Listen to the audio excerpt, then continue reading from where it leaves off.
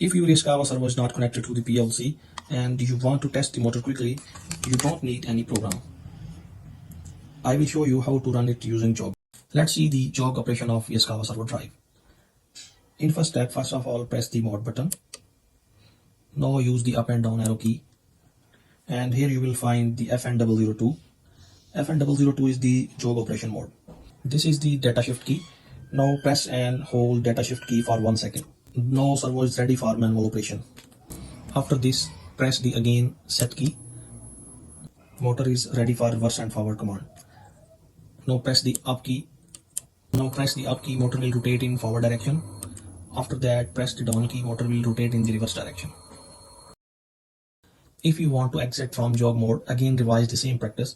Press and hold the data key for 1 second. It will again shifted in the previous menu, and via using up or down key, we have reached on the home screen.